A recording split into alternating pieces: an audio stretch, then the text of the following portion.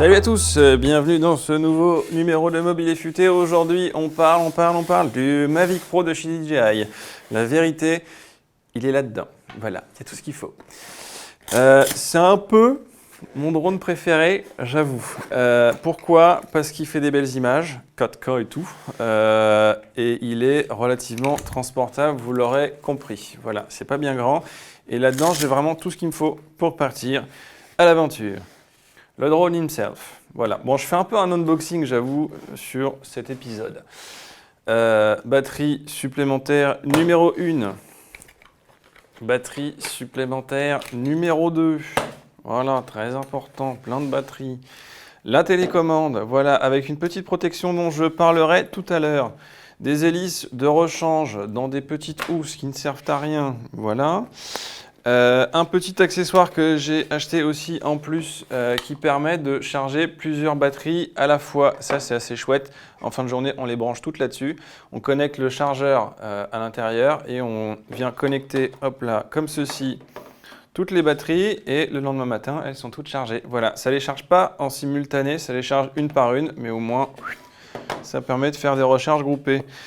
Alors, on a aussi à l'intérieur ce petit machin qui permet de transformer l'une des batteries de drone en batterie pour alimenter un téléphone en USB par exemple. Ça peut être assez cool parce que la télécommande du Mavic ne charge pas le téléphone. Donc, c'est un peu bête de consommer une batterie de drone pour charger un téléphone, mais sans téléphone, on ne peut pas voler non plus. Donc, voilà. Hop là, ça c'est fait. Après, qu'est-ce qu'on a d'autre? Toc, dans ma besace. Des filtres. ND, ça c'est assez important. Ça permet de tourner à des shutters relativement bas, idéalement pour faire des vidéos avec le shutter à 1/50e. C'est là qu'on a des performances optimales et un rendu un peu plus cinématographique. Donc je recommande l'usage de filtres ND, c'est très chouette, mais il faut faire attention, ils sont assez fragiles, j'en ai déjà pété un. C'est vraiment, le verre est très très fin. Le chargeur, la lime secteur pour les batteries. Ce qui est hyper chouette, c'est qu'il y a deux ports USB. Donc l'un peut servir à charger la télécommande et l'autre à charger un téléphone, par exemple. Ça, c'est assez pratique et très chouette d'en avoir mis deux. Qu'est-ce qui nous reste? Ah oui, un petit truc très intéressant. Je vais vous montrer ça tout de suite. Des extensions pour rehausser un tout petit peu le niveau du drone. En fait, il est très très proche du sol et ces petits rehausseurs permettent de le poser dans l'herbe par exemple. C'est assez pratique. Donc, il se déploie comme ceci. Voilà. On retire la petite protection pour la caméra. Voilà. Donc comme je le disais, le drone, il est voilà, très proche du sol. Donc si on décolle sur un sol parfaitement plat, il n'y a pas de problème. En revanche, si on est dans l'herbe ou un sol un tout petit peu accidenté, c'est pas terrible et il risque de toucher le sol. Donc du coup, ces extensions voilà, sont très pratiques. On les met hop là, comme ceci sur ces petits pieds. Et voilà, et ça permet de rehausser un petit peu le niveau du drone et d'atterrir en toute sécurité dans l'herbe. Je trouve ça très pratique, je le recommande. Autre protection assez chouette pour la télécommande. Quand on la transporte dans le sac comme ça, bon, le sac n'est pas très grand, là, donc avec tous ces accessoires, c'est plutôt bien rempli.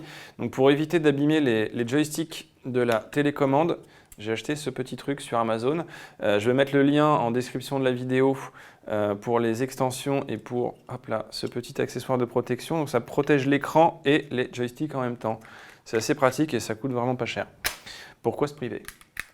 Voilà, donc sa petite télécommande toute mignonne. En principe, on peut le piloter uniquement avec le smartphone. On n'est pas obligé de le piloter avec la télécommande. Perso, je ne l'ai jamais fait. Je pense que le contrôle tactile avec le téléphone, c'est pas optimal pour le pilotage. Je pense qu'on est beaucoup plus précis et c'est beaucoup plus marrant de le piloter avec un vrai joystick. Voilà, alors je vais allumer la télécommande. Donc elle est assez mignonne cette télécommande. L'écran ressemble un petit peu à un écran d'autoradio des années 80. C'est assez mignon. Et on a toutes les informations utiles, le pourcentage de batterie restant sur la télécommande, le pourcentage de batterie restant sur le drone, la distance du drone, la vitesse, etc. etc. et le signal pour capter le signal vidéo voilà, entre le drone et la télécommande. Alors officiellement, la portée du drone, elle est assez dingue. Je crois qu'on parle de plusieurs kilomètres.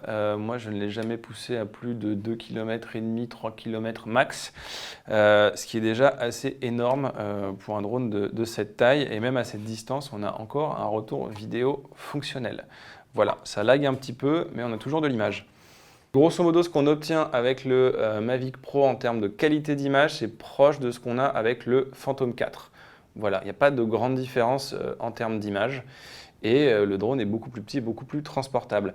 Le seul inconvénient, c'est que du coup, il est beaucoup plus léger, donc beaucoup plus soumis aux intempéries et notamment au vent. Quand il y a vraiment, ne serait-ce qu'un tout petit peu de vent, c'est pas idéal pour le Mavic. Là, j'avoue que le Phantom 4 s'en sort beaucoup mieux dans des conditions un tout petit peu venteuses. Voilà. Donc on branche le téléphone sur la télécommande comme ceci. Donc il existe des connectiques micro USB, USB-C ou Lightning. Hop là. On a aussi un port USB classique à l'intérieur de la télécommande pour y fixer en cas de besoin une tablette, genre un iPad, parce que ça ne rentre pas dans les fixations prévues ici pour les smartphones. Voilà. Donc il suffit de télécharger l'application DJI Go numéro 4. Elle a changé. Maintenant c'est l'application numéro 4. Donc une fois qu'on a branché le téléphone, la télécommande, il suffit d'appuyer sur le bouton Power, allumer le drone comme ceci, un premier clic et un deuxième clic long. Le drone démarre, tout ça, tout ça. Voilà. Au niveau de la remote et des boutons que nous avons, vous avez ici donc les deux joysticks principaux, au bas, gauche, droite, avant, arrière, tourner sur lui-même, etc.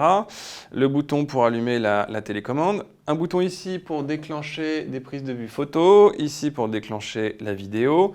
Un bouton ici pour changer les réglages d'exposition. Un bouton ici pour changer l'orientation au bas de la caméra. Derrière, on a aussi deux raccourcis. On peut les régler comme on veut. C'est des boutons de preset. Moi, je l'ai réglé pour faire un mouvement au bas rapide, pour passer du mode Top Shot au mode normal très rapidement. Et le deuxième bouton, je l'ai réglé pour afficher sur l'écran tous les réglages d'exposition, de balance, pour les changer en cours de vol. Voilà, mais c'est personnalisable. Sur le côté, nous avons un bouton pour le passer en mode sport. Alors les performances en mode sport sont assez ouf. Je pense que le drone va à peu près à 70 km/h. Alors c'est très rigolo pour faire joujou, ça ne sert à rien pour filmer. Ça va beaucoup trop vite, c'est assez incontrôlable. Et surtout, la caméra n'est pas du tout bien stabilisée à cette vitesse. La caméra est prévue pour être stabilisée à une vitesse de 30-40 km/h max. Donc le mode sport, c'est vraiment pour faire mémuse, quoi, grosso modo.